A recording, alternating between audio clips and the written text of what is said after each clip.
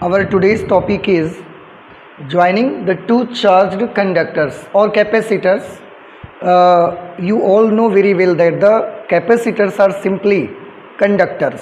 Okay, तो आज हम लोगों का जो टॉपिक है joining the two charged conductors और कैपेसिटर्स। हम दो चार्ज्ड कंडक्टर्स होंगे, हमारे पास चालक कैपेसिटर होंगे, चार्ज्ड होंगे और दोनों को हम आपस में ज्वाइन कर देंगे एक तार से। उस सिचुएशन पे क्या होगा ये हम लोगों को आज स्टडी करना है। ओके, मैंने यहाँ पर दो कंडक्टर्स ऑलरेडी बना के रखे हुए हैं and suppose these are the spherical conductors. ये गोलीय चालक हमने मान लिए हैं। These two are spherical conductors, गोलीय चालक हैं। Conductor number 1, conductor number 2। हमने ये भी मान लिया कि जो हमारे पास कंडक्टर नंबर 1 है उसका कैपेसिटेंस है C1। कंडक्टर नंबर 2 का कैपेसिटेंस C2 धारिता। कंडक्टर नंबर 1 को हमने चार्ज दिया Q1 जिससे इसका इलेक्ट्रिक पोटेंशियल हो गया V1। आप सभी जानते हैं कि किसी भी कंडक्टर को जब हम चार्ज देते हैं उसके पोटेंशियल में इंक्रीज होता है, उसका पोटेंशियल बढ़ता है। और हम ये पहले ही कर चुके हैं that Q is directly proportionate to electric potential. तो हमने मान लिया कि कंडक्टर 1 को हमने Q1 चार्ज दिया जिससे उसके पोटेंशियल में इंक्रीज V1 हो गया, या पहले पोटेंशियल 0 था तो बढ़ के V1 हो गया। कंडक्टर 2 का कैपेसिटेंस C2 है, हमने चार्ज दिया Q2 और इसका इलेक्ट्रिक पोटेंशियल हो गया V2। ओके, हमने ये भी मान लिया कि इनमें से कंडक्टर नंबर 1 जो है इसका पोटेंशियल V1 है, कंडक्टर 2 का पोटेंशियल V2 है। हमने मान लिया कि कंडक्टर 1 का पोटेंशियल ज़्यादा है और कंडक्टर 2 का पोटेंशियल कम है। अपने कन्वीनियंस के लिए ये हम मान लेते हैं, कंडक्टर 1 का पोटेंशियल ज़्यादा, कंडक्टर 2 का पोटेंशियल कम। अब सबसे पहले बिफोर ज्वाइनिंग, हमने जब ज्वाइन नहीं किया इनको, उस सिचुएशन पे चार्ज Q1 की वैल्यू किसके बराबर होगी? याद करिए बेटा, इसको आगे जब हमने सॉल्व किया था तो एक फॉर्मूला बना था Q is equal to C into V। Means if you want to find out the charge so you have to multiply C and V। आपको C और V को मल्टीप्लाई करना पड़ेगा आपस में। तो अगर हम कंडक्टर 1 पे चार्ज पता लगाना चाहते हैं कितना है तो मुझे उसके कैपेसिटेंस C1 और उसके इलेक्ट्रिक पोटेंशियल V1 को आपस में मल्टीप्लाई करना पड़ेगा because Q is equal to C into V। So before joining, जब हमने दोनों को ज्वाइन अभी नहीं किया है उस सिचुएशन पे Q1 की वैल्यू कितनी होगी? तो Q1 की वैल्यू होगी C1 इंटू V1। ओके, फॉर्मूले से। सिमिलरली Q2 की वैल्यू कितनी हो जाएगी? Q2 की वैल्यू हो जाएगी C2 into V2। This is the charge given to the conductor 1 and this is the charge given to the conductor 2।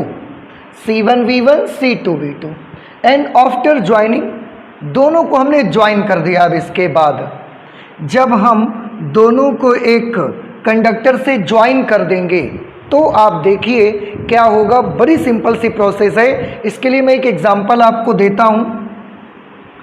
आपके पास ऐसे दो बर्तन हैं, इस तरह से आपके पास ये दो बर्तन हैं। दोनों बर्तनों में इसमें पानी का लेवल, पानी की हाइट यहाँ तक है, इतनी है पानी की हाइट इस पे, और इस बर्तन में पानी की हाइट बस केवल इतनी है पहले से ही। तो इसमें पानी की हाइट इतनी है, इसमें पानी की हाइट बस इतनी जरा सी है। अगर इन दोनों को हम एक पाइप से ज्वाइन कर देंगे, जोड़ देंगे, तो क्या होगा आप खुद समझ सकते हैं। अगर इसकी हाइट H1 है, इसकी हाइट H2 है, अभी पहले H1 is greater than H2 है, H1 की वैल्यू ज़्यादा है, H2 की वैल्यू कम है। अब अगर आप दोनों को एक पाइप से जोड़ देंगे तो क्या होना स्टार्ट हो जाएगा, आप सोचिए। आप समझ सकते हैं, यहाँ से जिसमें वाटर की हाइट ज़्यादा है वहाँ से वाटर निकलेगा और कम हाइट वाले वाटर में जाना स्टार्ट हो जाएगा। ठीक है, आप सब जानते हैं ये। और जाते जाएगा जाते जाएगा जाते जाएगा, कब तक जाते जाएगा? तब तक जाते जाएगा जब तक दोनों में पानी की हाइट आपस में बराबर नहीं हो जाती। तो क्या हो रहा है, इधर वाले बर्तन में पानी की हाइट ज़्यादा है, इधर वाले बर्तन में पानी की हाइट कम है। जब हमने दोनों को ज्वाइन कर दिया तो जिसमें वाटर की हाइट ज़्यादा है, जिसमें पानी ज़्यादा है उससे नहीं, जिसमें हाइट ज़्यादा है उससे वाटर चलेगा और कम हाइट वाली जगह पर जाना स्टार्ट कर देगा। ओके, अब कब तक जाता रहेगा? तो जैसे जैसे इससे पानी निकल के इसमें जाता रहेगा इसकी हाइट कम होते जाएगी और इसकी हाइट क्या होगी, बढ़ते जाएगी। इसकी कम हो रही है, इसकी बढ़ रही है, इसकी कम हो रही है, इसकी बढ़ रही है, इसकी कम हो रही है, इसकी बढ़ रही है। और ये तब तक चलेगा जब तक दोनों में वाटर की हाइट आपस में बराबर नहीं हो जाती है। ये आप सभी समझते हैं। तो थोड़ी देर के बाद हम क्या देखते हैं कि इसकी हाइट इतनी आ गई और इसमें भी वाटर की हाइट इतनी आ गई। ये यहाँ से पानी निकल के यहाँ चला गया। हमने क्या देखा कि इसमें वाटर की हाइट घट गई, इसमें वाटर की हाइट पहले की अपेक्षा बढ़ गई है।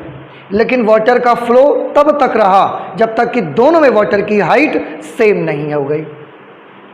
सिमिलरली अगर आप दो ऑब्जेक्ट्स जोड़ते हैं, एक ऑब्जेक्ट ये है, एक ऑब्जेक्ट ये है, इसका टेम्परेचर है T1, इसका टेम्परेचर है T2 and suppose T1 is greater than T2। इसका टेम्परेचर ज़्यादा है, इसका टेम्परेचर कम है। अब अगर दोनों को आप एक सुचालक छड़ से जोड़ देंगे, एक कंडक्टिंग रॉड से आप जोड़ देते हैं तो क्या होगा आप समझ सकते हैं। आप जानते हैं कि यहाँ से हीट ऐसा निकलेगी कंडक्टर से होकर के और इसमें जाना स्टार्ट हो जाएगी। कब तक जाते रहेगी? तब तक जाते रहेगी जब तक कि दोनों के टेम्परेचर आपस में सेम नहीं हो जाते। इसका टेम्परेचर, क्योंकि इससे हीट निकल रही है, इसका टेम्परेचर कॉन्टिन्यूसली डिक्रीज होते जाएगा। क्योंकि इसमें हीट जा रही है, एंटर कर रही है, इसका टेम्परेचर लगातार बढ़ते चला जाएगा। इसका टेम्परेचर घट रहा है, इसका टेम्परेचर बढ़ रहा है और तब तक ये होता रहेगा जब तक कि दोनों के टेम्परेचर्स आपस में इक्वल नहीं हो जाते। हीट की क्वांटिटी नहीं, जब दोनों के टेम्परेचर्स आपस में इक्वल हो जाएंगे फिर उस समय हीट का ट्रांसफॉर्मेशन बंद हो जाएगा। क्लास 11th में आपने पढ़ाया। तो कब तक हीट जाएगी? जब तक दोनों का टेम्परेचर आपस में इक्वल नहीं हो जाता। जब हीट जाना बंद हो जाएगी कब? जब टेम्परेचर दोनों का बराबर हो जाएगा, इसका भी और इसका सेम। उस टेम्परेचर को कॉमन टेम्परेचर हम बोल सकते हैं। समझ में आई? ऐसे ही जब इससे वाटर निकल के इसमें जाएगा, दोनों की हाइट आखिरी में आप देखेंगे बराबर हो गई है। इस हाइट को हम बोलेंगे कॉमन हाइट। अंडरस्टैंड? ओके। अब इस केस में आप देखिए तो जिस तरह से वाटर के केस में वाटर एक बर्तन से निकलकर दूसरे बर्तन में तब तक जाता है जब तक हाइट बराबर नहीं हो जाती। जाता है वाटर, बराबर होती है हाइट। टेम्परेचर के केस में, हीट के केस में जाती है हीट, बराबर होता है टेम्परेचर।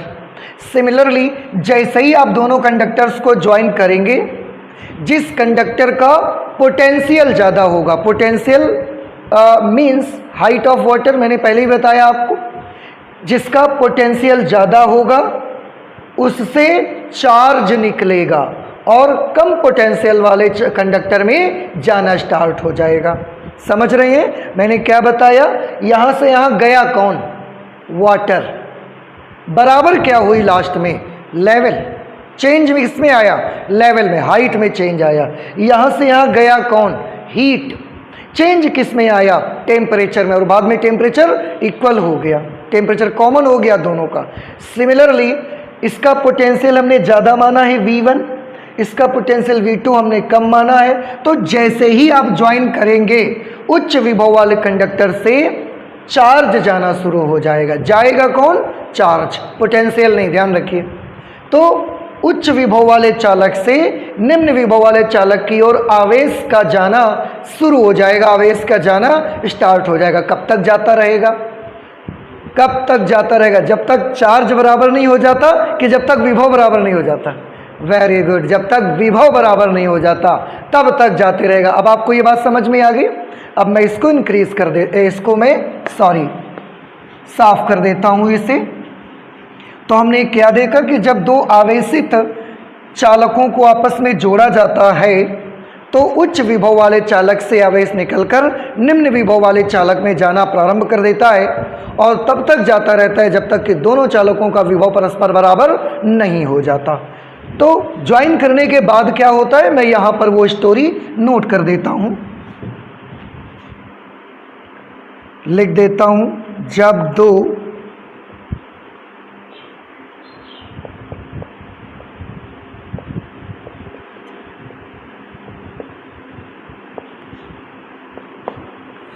जब दो आवेशित चालकों को परस्पर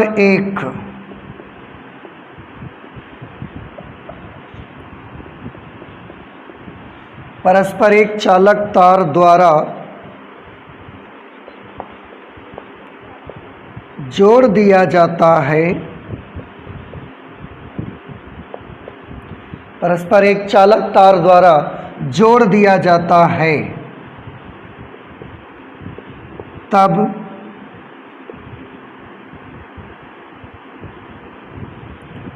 उच्च विभव वाले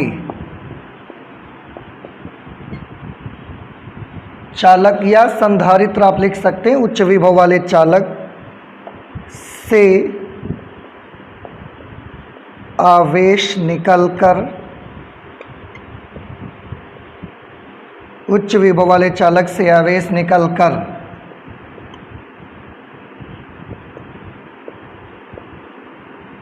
निम्न विभव वाले चालक में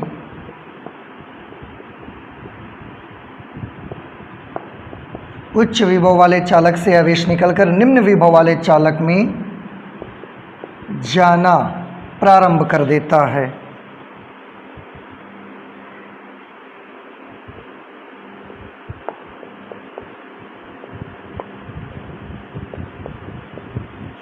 और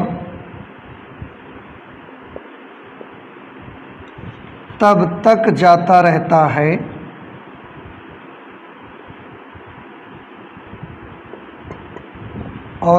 जाता रहता है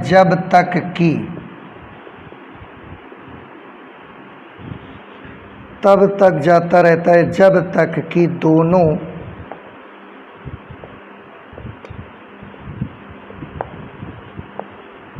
चालकों का विभव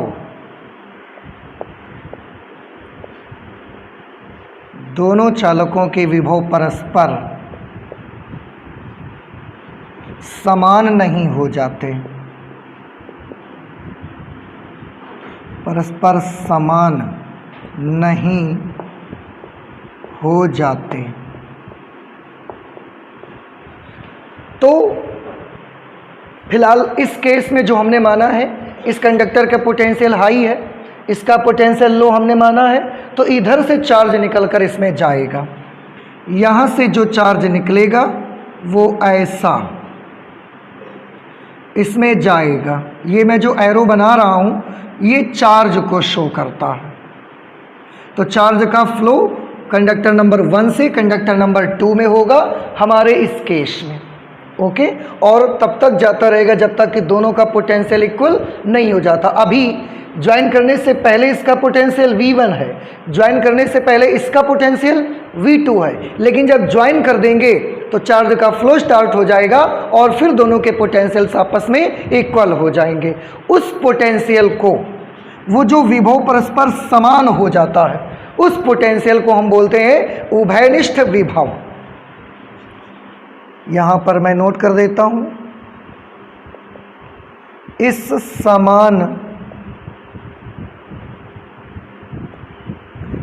समान विभव को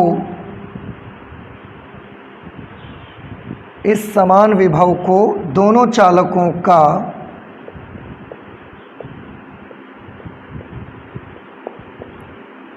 इस समान विभव को दोनों चालकों का उभयनिष्ठ विभव,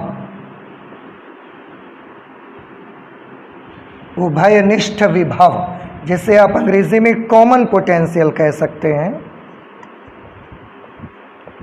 उभयनिष्ठ विभव कॉमन पोटेंशियल कहा जाता है।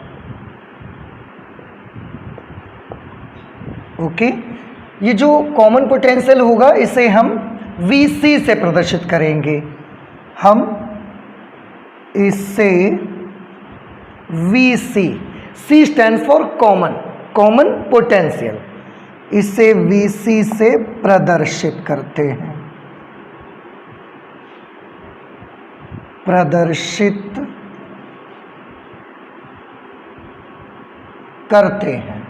ओके, इस कॉमन पोटेंशियल की वैल्यू कितनी होगी? So the common potential will B,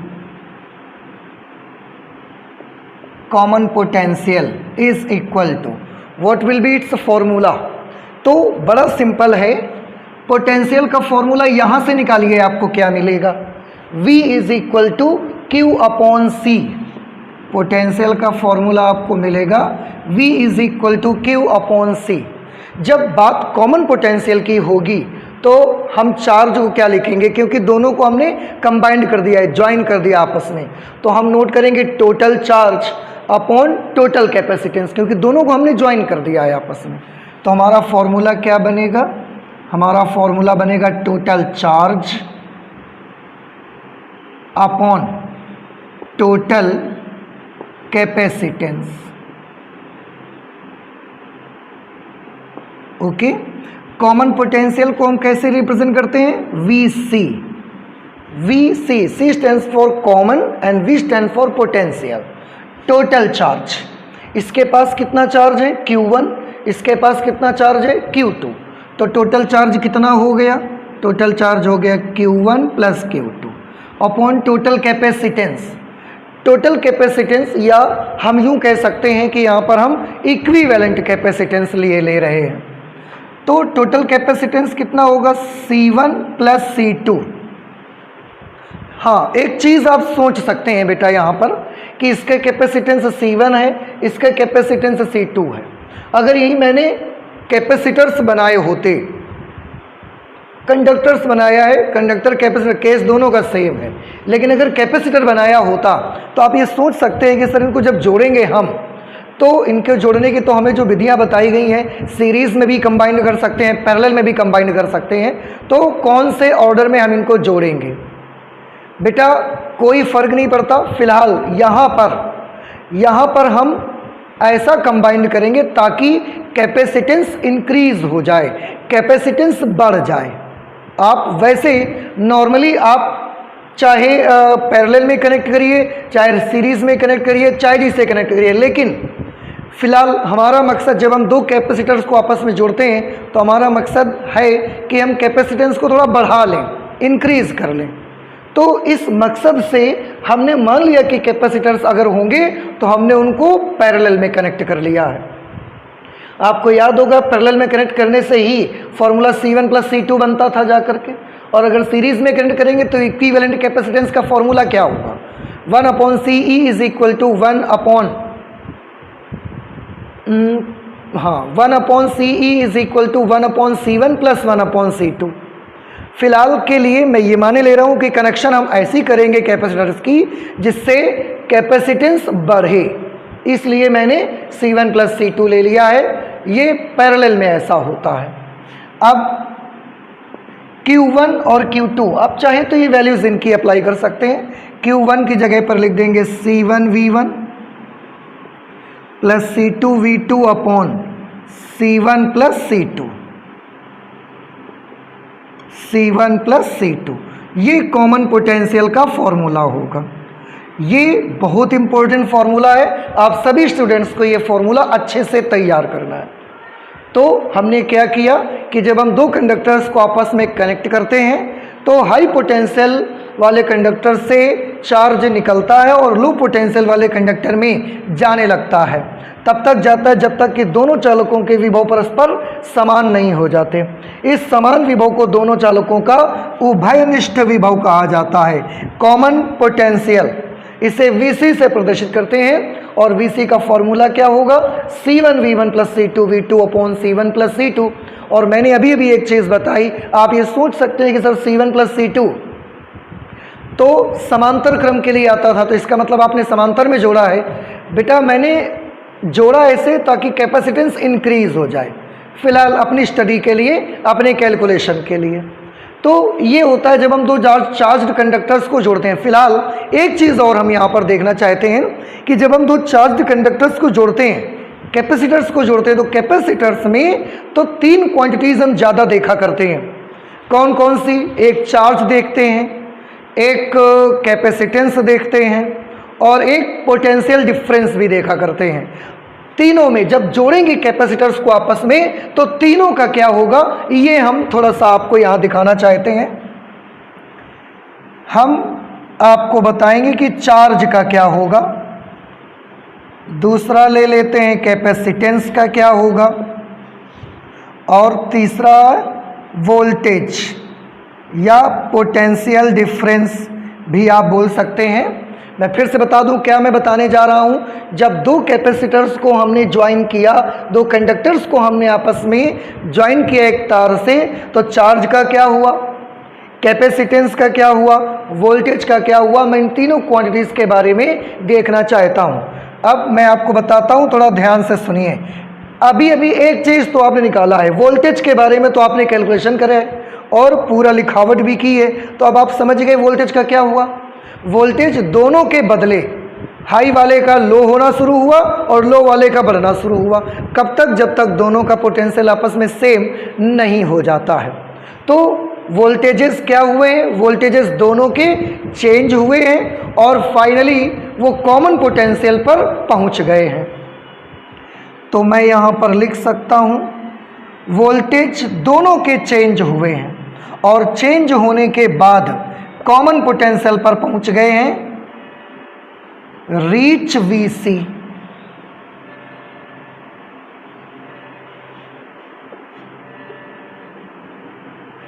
okay, voltage दोनों के चेंज हुए, हाई वोल्टेज का कम होना शुरू हुआ, लो वाले का बढ़ना शुरू हुआ। कब तक? जब तक दोनों का Vc नहीं हो गया। तो चेंज हुए और Vc में पहुंच गए दोनों। ओके, चार्ज की बात करिए, चार्ज का क्या होगा। तो चार्ज के बारे में बेटा हम बहुत पहले फर्स्ट लेसन में स्टडी कर चुके हैं इसके बारे में कि चार्ज चाहे जो कुछ करिए, इस दुनिया का चार्ज कंजर्व रहता है, चार्ज संरक्षित रहता है, आवेश संरक्षण के सिद्धांत का पालन करता है। तो इस केस में भी चार्ज कंजर्व्ड रहेगा, बिल्कुल भी चेंज नहीं होगा। टोटल चार्ज जितना इसके पास और इसके पास है उसका मिला के टोटल चार्ज रहेगा, ना तो टोटल चार्ज दोनों के टोटल चार्ज से कम होगा ना इंक्रीज होगा। तो चार्ज क्या होगा, कंजर्व रहेगा। कैपेसिटेंस का क्या होगा, तो कैपेसिटेंस के बारे में बताएं। कैपेसिटेंस कंबाइंड होगा, आप पैरेलल में जोड़ेंगे तो पैरेलल में, सीरीज में जोड़ेंगे तो सीरीज में, जैसा भी उसका फॉर्मूला होगा उसके अकॉर्डिंग। तो कैपेसिटर्स कंबाइंड हो जाएंगे, जो कैपेसिटेंस होंगे वो कंबाइंड हो जाएंगे। एक चीज़ को और यहाँ पर हम देखना चाहते हैं, पोटेंशियल एनर्जी का क्या होगा।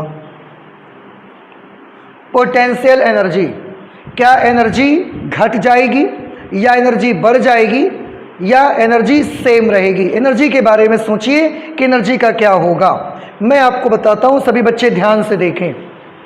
चार्ज इससे निकलकर इस कंडक्टर में जाने लगा, जब चार्ज कंडक्टर 1 से निकलकर कंडक्टर 2 में जाएगा तो इस चालक तार में बहने के लिए चार्ज को एनर्जी खर्च करनी पड़ेगी, चार्ज को अपनी कुछ वर्क करना पड़ेगा। वो वर्क करते हुए चार्ज यहाँ पर जाएगा, तो जब ये इस कंडक्टर में वर्क करेगा तो उसकी कुछ एनर्जी इस कंडक्टर में खर्च हो जाएगी, इसलिए उसकी टोटल एनर्जी का कुछ ना कुछ लॉस हो जाएगा।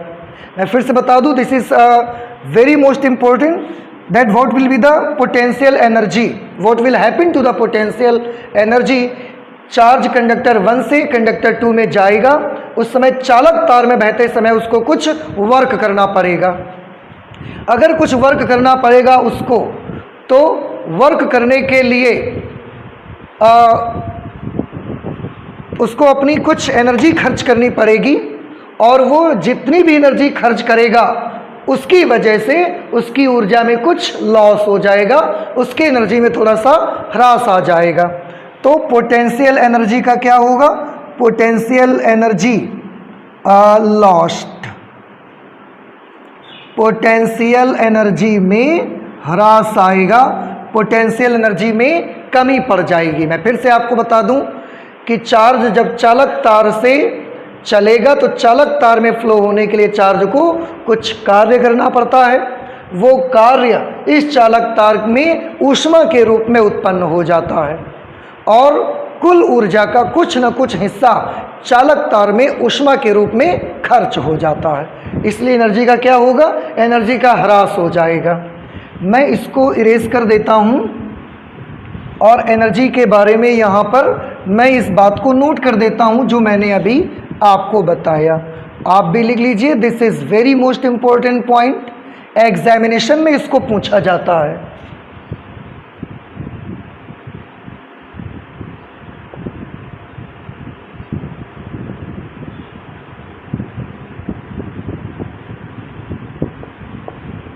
जब आवेश एक चालक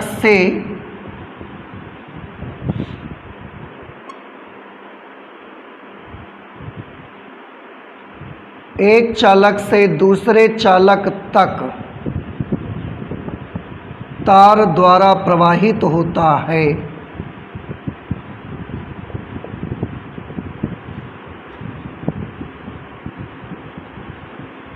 दूसरे चालक तक तार द्वारा प्रवाहित होता है, तो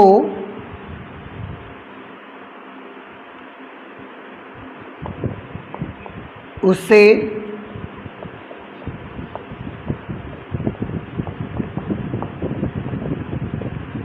प्रवाहित होने के लिए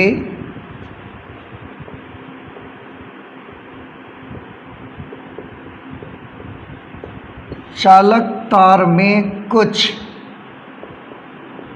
कार्य करना पड़ता है,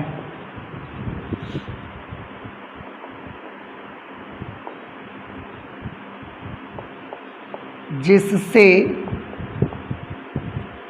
उसकी कुल ऊर्जा का कुछ भाग, जिससे उसकी कुल ऊर्जा का कुछ भाग चालक तार में ऊष्मा के रूप में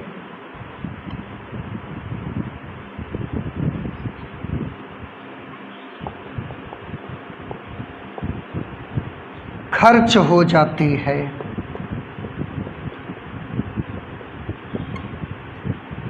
अर्थात ऊर्जा की हानि होती है।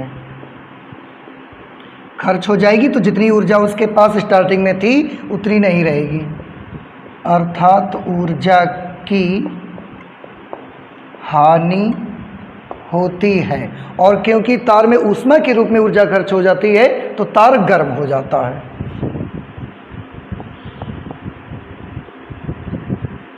तथा चालक तार गर्म हो जाता है। मैं फिर से एक बार पढ़ दूं, आप सभी स्टूडेंट्स ध्यान से देख लें कि जब आवेश एक चालक से दूसरे चालक तक तार द्वारा प्रवाहित होता है तो उसे प्रवाहित होने के लिए चालक तार में कुछ कार्य करना पड़ता है, जिससे उसकी कुल ऊर्जा का कुछ भाग चालक तार में ऊष्मा के रूप में खर्च हो जाता है। याद रखिए, in the form of heat, अर्थात ऊर्जा की हानि होती है। खर्च हो गई ना तो ऊर्जा की हानि हो गई। तथा चालक तार गर्म हो जाता है, क्योंकि ऊष्मा के रूप में खर्च हुआ है तो चालक तार गर्म हो जाता है। तो अब आपसे कोई भी पूछता है कि अगर दो कंडक्टर्स को, कैपेसिटर्स को आप ज्वाइन करते हैं तो चार्ज का क्या होगा, याद रखिए संरक्षित रहेगा, कंजर्व्ड रहेगा। कैपेसिटेंस का क्या होगा, कंबाइंड हो जाएगा according to their order of combination. Voltage का क्या होगा, चेंज होगा दोनों का, और लास्ट में कॉमन पोटेंशियल पर पहुंच जाएगा। पोटेंशियल एनर्जी का क्या होगा, आंसर है इस केस में, इस स्थिति में पोटेंशियल एनर्जी में ह्रास आता है, नुकसान हो जाता है। क्यों नुकसान हो जाता है, इस वजह से वो जो नुकसान होता है, जो ह्रास होता है, लॉस होती है, वो किस रूप में होती है, आंसर है ऊष्मा के रूप में होती है। इस ऊष्मा का क्या होता है, कैसे कहाँ ये ऊष्मा मिलती है, तो आंसर ये ऊष्मा आपको इस चालक तार में मिलेगी, जिससे आप दोनों को जोड़ेंगे, तार गर्म हो जाएगी। ठीक है, तो आप इसे नोट कर लें। अब मैं इसे इरेज कर देता हूँ। अब मेरा जो अगला टॉपिक है वो ये देखना चाहते हैं हमने देखा पोटेंशियल एनर्जी में ह्रास हो गया, लॉस हो गई है, तो कितनी लॉस हो ये हमारी एनर्जी, हम इसको देखना चाहते हैं। तो लॉस इन पोटेंशियल एनर्जी निकालना चाहते हैं, आप इसे नोट करें, मैं इसको इरेज कर देता हूं।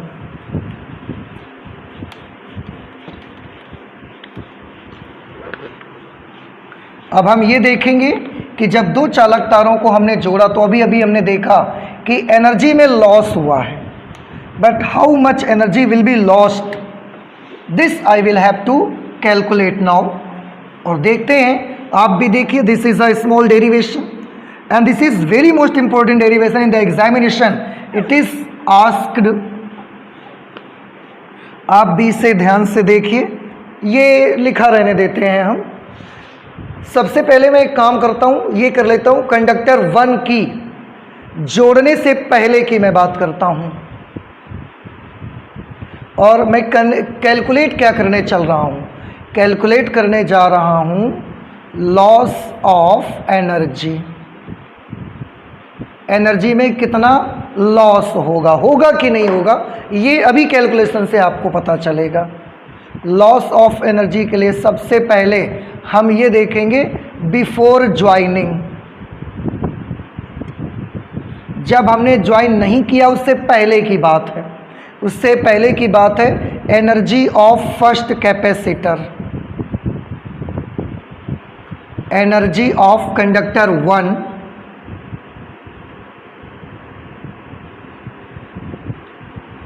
Energy of conductor 1 U1 is equal to, या आप मत बनाइए सिंबल, क्योंकि आपको कई सिंबल बनाने पड़ेंगे तो प्रॉब्लम हो सकती है। एनर्जी ऑफ कंडक्टर 1, कंडक्टर 1 जो हमारे पास है उसकी एनर्जी कितनी होगी, आपने कैपेसिटर्स की एनर्जी का फॉर्मूला पढ़ा है, हाफ CV²। तो पहले कंडक्टर की एनर्जी कितनी होगी, half C1V1²। Energy of conductor 2, conductor 2 की एनर्जी कितनी होगी, 1/2 C2V2²। अब टोटल एनर्जी, दोनों की मिला के टोटल एनर्जी कितनी होगी, उसको सोचिए। टोटल एनर्जी, पहले कंडक्टर के पास इतनी एनर्जी है, दूसरे कंडक्टर के पास इतनी एनर्जी है, दोनों की मिला के टोटल एनर्जी कितनी होगी, तो इसके लिए मैं दोनों को जोड़ दूंगा, half C1V1² plus half C2V2²। Okay, ये टोटल एनर्जी आ गई जोड़ने से पहले, बिफोर ज्वाइनिंग। आफ्टर ज्वाइनिंग अब हम बात करेंगे जब दोनों को हमने जोड़ दिया एक कंडक्टर से, उसके बाद बेटा जब दोनों को आप एक कंडक्टर से ज्वाइन कर देंगे तब तो दोनों एक ही बॉडी हो जाएंगी ना, जब दोनों को ज्वाइन कर देंगे। अभी फिगर बना हुआ मैंने अभी इरेज कर दिया है, आप देख सकते हैं उसी में से। ज्वाइन करने के बाद दोनों एक ही बॉडी हो गई हैं। अब एनर्जी का क्या होगा, अब एनर्जी उसकी होगी total energy after joining, total energy will B, total energy will B 1/2, formula होता है ना हाफ C/V², तो हाफ C की जगह पे क्या लेगा, C1 + C2, क्योंकि ज्वाइन करने के बाद कैपेसिटेंस क्या हो जाएगा, कंबाइंड, और कॉम्बिनेशन मैंने ऐसे किया कि कैपेसिटेंस बढ़ जाए, तो हमने पैरेलल में कंबाइंड कर दिया। हाफ C हो गया C1 प्लस C2, V कितना हो जाएगा? तो जोड़ने के बाद बेटा V अभी आपने पढ़ा कॉमन पोटेंशियल हो जाएगा, और कॉमन पोटेंशियल का फॉर्मूला अभी अभी हमने कैलकुलेट किया था, C1V1 plus C2V2 upon C1 plus C2, और इसका होल स्क्वायर लगा देंगे। अंडरस्टैंड?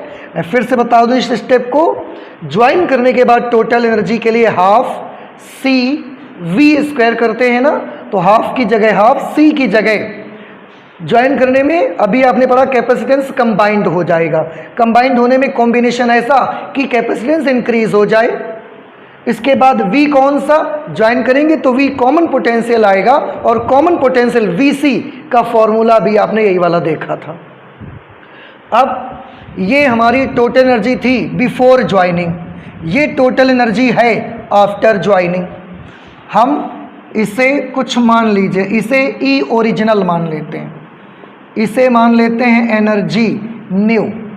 ये पहले की एनर्जी है जोड़ने से पहले, ये जोड़ने के बाद नई एनर्जी है।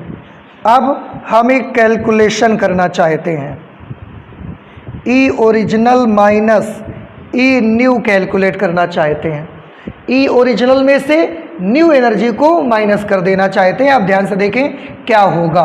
E ओरिजिनल है हमारे पास ये half C1V1 square plus half C2V2 square minus EO की वैल्यू ये लिखी, फिर E न्यू, न्यू एनर्जी ये है हमारे पास 1/2 C1 प्लस C2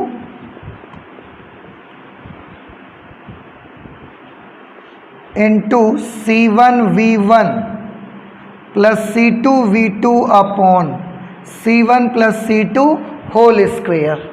इसके बाद बहुत ही सिंपल मैथमेटिक्स है, केवल मैं कैलकुलेट करते जाता हूँ, आप ध्यान से सभी स्टूडेंट्स देखेंगे। सबसे मैंने 1/2 कॉमन कर दिया, पूरे से 1/2 कॉमन हो गया। यहाँ पर बचेगा C1V1 square plus C2V2 square minus यहाँ से भी 1/2 चला गया, तो ये है C1 plus C2 into C1V1 plus C2V2 whole square लगा है बेटा। आप A plus B whole square open कर दीजिए, C1 square V1 square plus C2 square V2 square plus 2AB वाली टर्म आएगी तो 2C1 C2 V1 V2, A plus B whole square open कर दिया हमने, upon C1 plus C2 whole square है, C1 plus C2 whole square.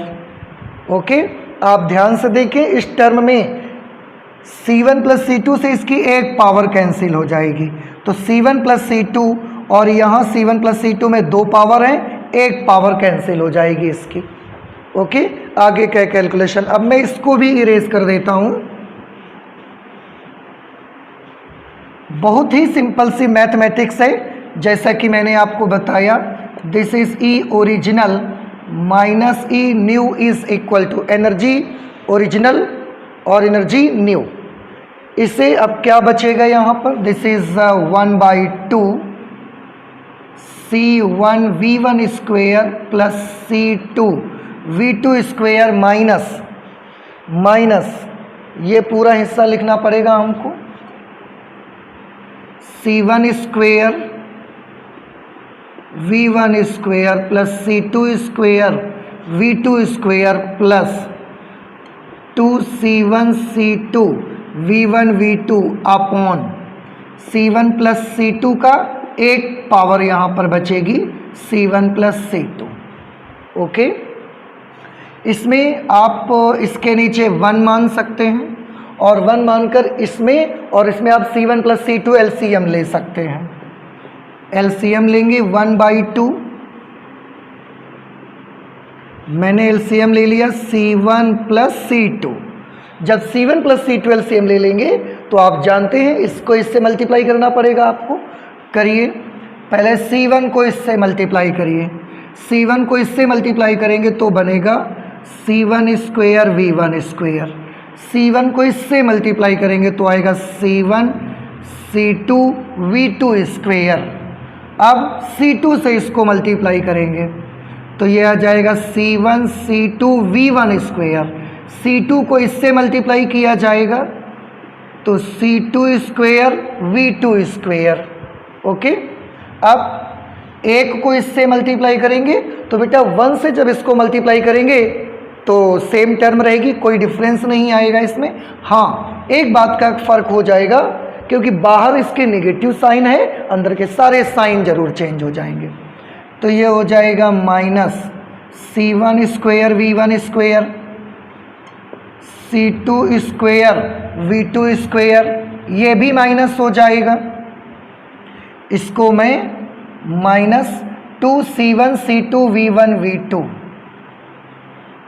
2C1 C2 V1 V2।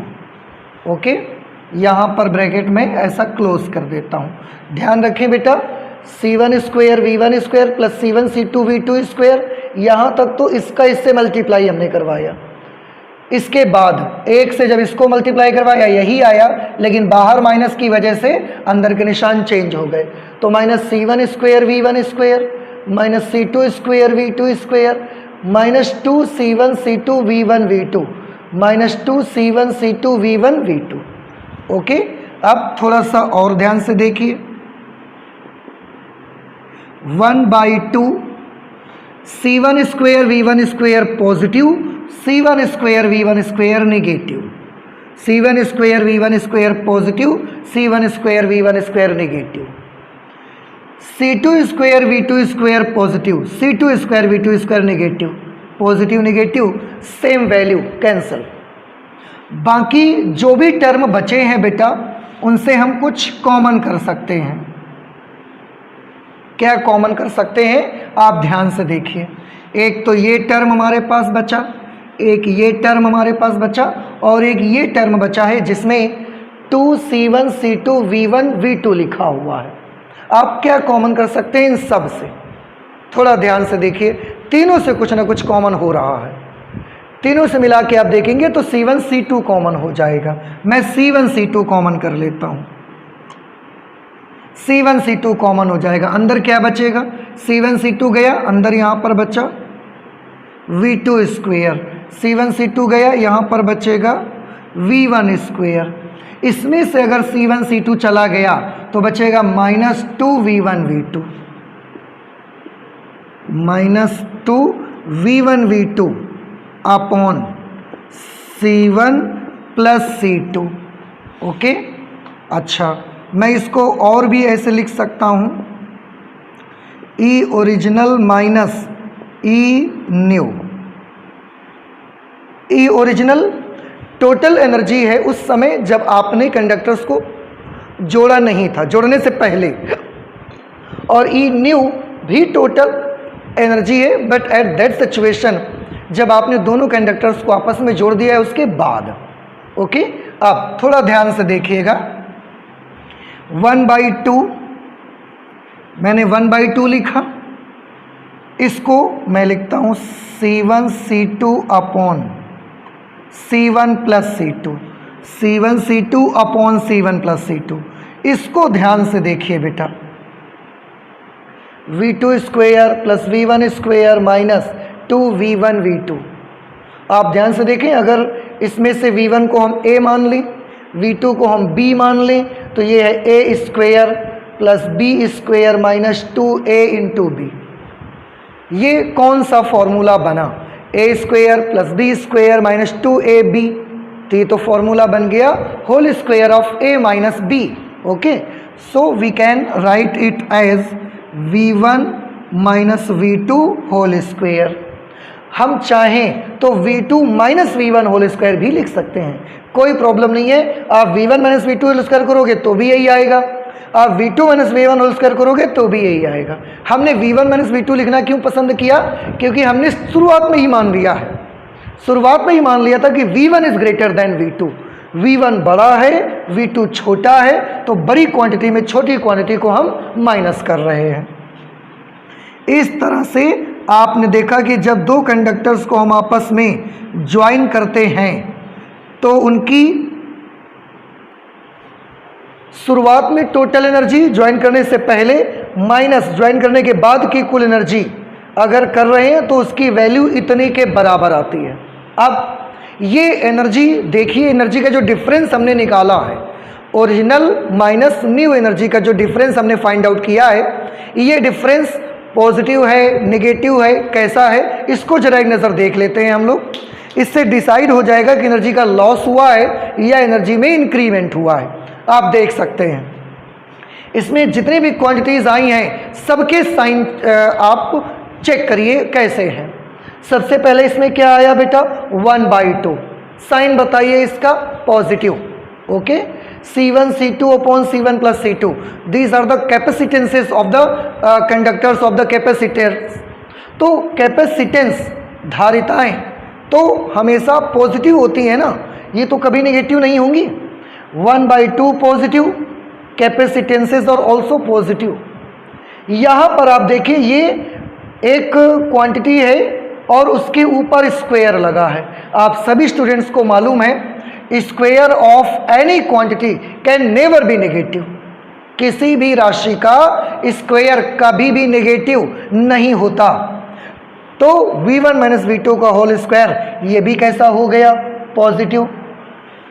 Positive positive positive, it means E original minus E new will be positive. आप कभी भी यहाँ पर लगे हुए माइनस से मत डरें, यहाँ पर लगे हुए माइनस से कंफ्यूज मत हो कभी भी। स्क्वायर है इसलिए क्वांटिटी कभी नेगेटिव नहीं हो सकती है, because square of any quantity can never be negative, it will be always positive. So E original minus E new will be positive quantity. अब देखने वाली बात यह है कि ई ओरिजिनल में से ई न्यू को माइनस करने से पॉजिटिव वैल्यू आई है। मैं यहाँ पर लिख देता हूँ, ई ओरिजिनल माइनस ई न्यू जब हमने किया तो एक पॉजिटिव वैल्यू मुझे मिली, एक धनात्मक राशि मुझे मिली है। आप बता सकते हैं ई ओरिजिनल में से ई न्यू को माइनस करने से अगर पॉजिटिव क्वांटिटी मिली है, इसका क्या मतलब है। आप थोड़ा ध्यान से देखें, एक नंबर में दूसरे नंबर को माइनस करने से पॉजिटिव क्वांटिटी मिल रही है, इसका क्या मतलब आप समझे। इसका मतलब साफ है, मैं बताता हूँ, आप ध्यान से सुनिए। इसका मतलब है कि ये क्वांटिटी बड़ी है और ये क्वांटिटी छोटी है, तभी तो जब बड़े नंबर में छोटे नंबर को माइनस किया वैल्यू पॉजिटिव आ गई। It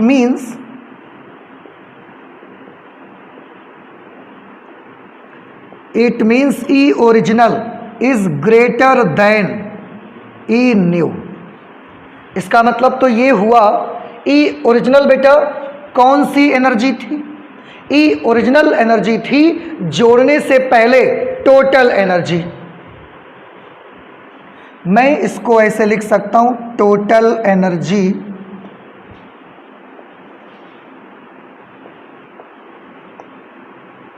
before joining is greater than E new. क्या चीज है, ई न्यू है total energy after joining. Total energy after joining.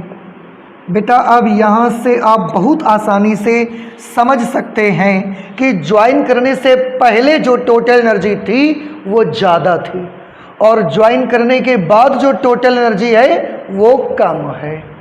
इसका मतलब क्या हुआ, ज्वाइन करने से पहले टोटल एनर्जी ज़्यादा थी, ज्वाइन करने से बाद टोटल एनर्जी कम है। इट मीन्स एनर्जी का क्या हो गया, लॉस हो गई।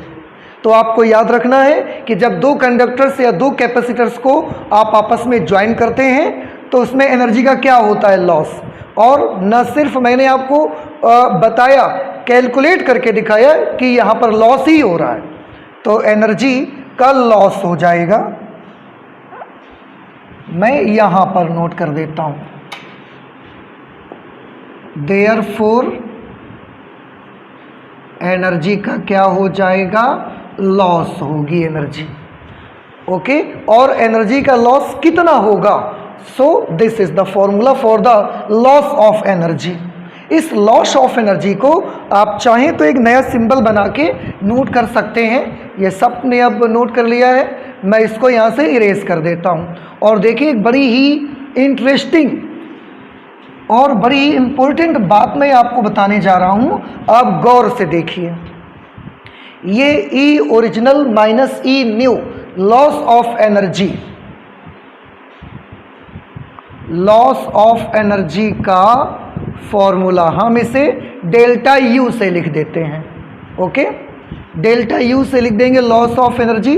फॉर्मूला मिला 1/2 C1 C2 upon C1 plus C2 into V1 minus V2 whole square. ये फॉर्मूला बेटा आप सबको याद होगा। कैपेसिटर की पोटेंशियल एनर्जी का फॉर्मेट क्या होता है? कैपेसिटर की पोटेंशियल एनर्जी का फॉर्मेट होता है हाफ CV²। याद आया सभी बच्चों को? इसको जरा देखिए, इस फॉर्मेट को, हाफ CV²। याद इतना रखना है, C की जगह पे क्या हो गया है? C1 C2 upon C1 plus C2। और V की जगह पे क्या है? V1 minus V2। डिफरेंस है। क्यों? एनर्जी का भी तो डिफरेंस है, एनर्जी का डिफरेंस है, यहाँ पोटेंशियल का डिफरेंस है। ठीक है, लेकिन फॉर्मेट वही रहेगा एनर्जी का, that is half C into V²। और आप हमेशा देखिए एनर्जी का कोई भी फॉर्मेट आप देखिए लगभग इसी टाइप का होता है। काइनेटिक एनर्जी का फॉर्मेट देखिए, हाफ m इंटू V²। एक कांस्टेंट रहेगा, एक न्यूमेरल नंबर रहेगा, फिर एक कांस्टेंट और उसके बाद वेरिएबल का स्क्वायर।